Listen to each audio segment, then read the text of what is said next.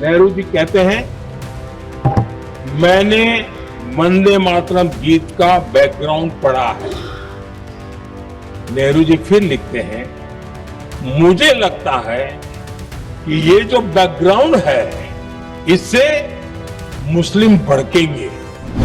जो वंदे मातरम 1905 में महात्मा गांधी को नेशनल एंथम के रूप में दिखता था, देश के हर कोने में, हर व्यक्ति के जीवन में जो भी देश के लिए जीता जानता, देश के लिए जागता था, उन सब के लिए वंदे मातरम की ताकत बहुत बड़ी थी। वंदे मातरम इतना महान था, जिसकी भावना इतनी महान थी, तो फिर पिछली सदी में इसके साथ इतना बड़ा अन्याय क्यों हुआ?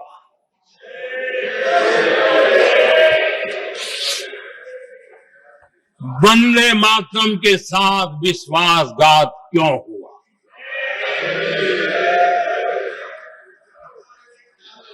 ये अन्याय क्यों हुआ?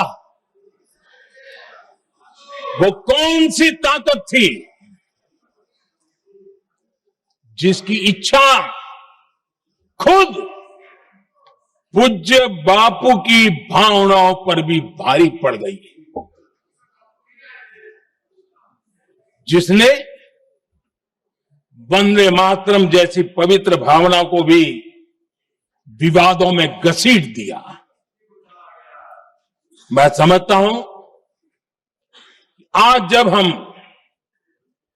वंदे मातरम के 150 वर्ष का पर्व मना रहे हैं, चर्चा कर रहे हैं, तो हमें उन परिस्थितियों को भी हमारी नई पीढ़ियों को जरूर बताना हमारा दायित्व है, जिससे के वजह से वंदे मातरम के साथ विश्वासघात किया गया। वंदे मातरम के प्रति मुस्लिम लीग की विरोध की राजनीति तेज होती जा रही थी। मोहम्मद अली जिन्ना ने लखनऊ से 15 अक्टूबर 1937 को वंदे मातरम के विरुद्ध का नारा बुलंद किया। फिर कांग्रेस के तत्कालीन अध्यक्ष जवाहरलाल नेहरू को अपना सिंहासन डोलता दिखा। बजाय कि नेहरू जी मुस्लिम लीग के आधारहीन बयानों को तगड़ा जवाब देते, करारा जवाब देते, मुस्लिम लीग के बयानों की निंदा करते,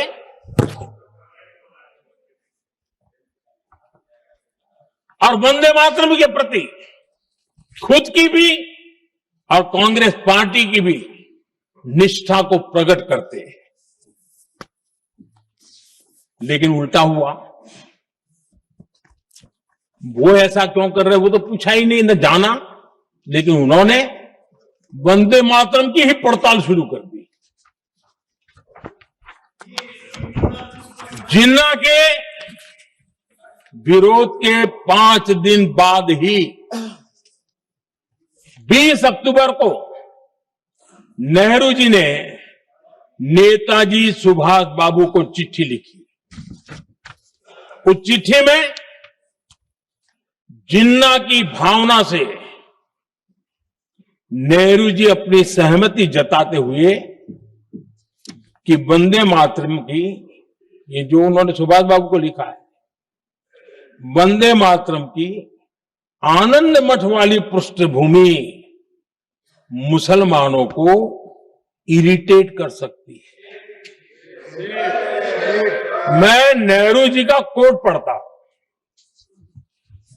नेहरू जी कहते हैं, मैंने वंदे मातरम गीत का बैकग्राउंड पढ़ा है। नेहरू जी फिर लिखते हैं, मुझे लगता है कि ये जो बैकग्राउंड है इससे मुस्लिम भड़केंगे। साथियों, इसके बाद कांग्रेस की तरफ से बयान आया कि 26 अक्टूबर से कांग्रेस कार्य समिति की एक बैठक कोलकाता में होगी, जिसमें वंदे मातरम के उपयोग की समीक्षा की जाएगी। बंकिम बाबू का बंगाल, बंकिम बाबू का कोलकाता, और उसको चुना गया और वहां पर समीक्षा करना तय किया। पूरा देश हतप्रभ था, पूरा देश हैरान था। पूरे देश में देशभक्तों ने इस प्रस्ताव के विरोध में देश के कोने कोने में प्रभात फेरियां निकाली, वंदे मातरम गीत गाया। लेकिन देश का दुर्भाग्य कि 26 अक्टूबर को कांग्रेस ने वंदे मातरम पर समझौता कर लिया।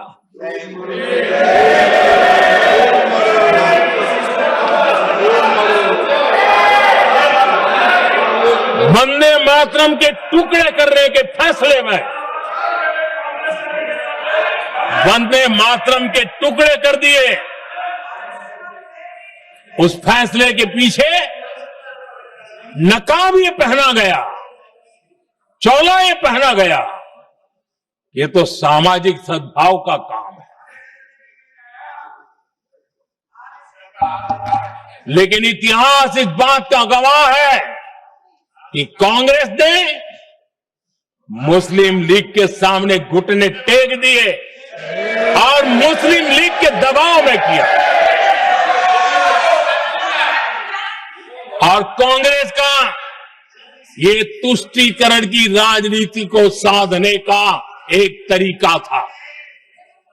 आदरणीय अध्यक्ष जी,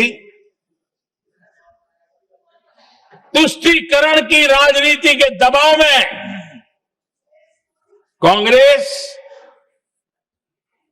वंदे मातरम के बंटवारे के लिए झुकी।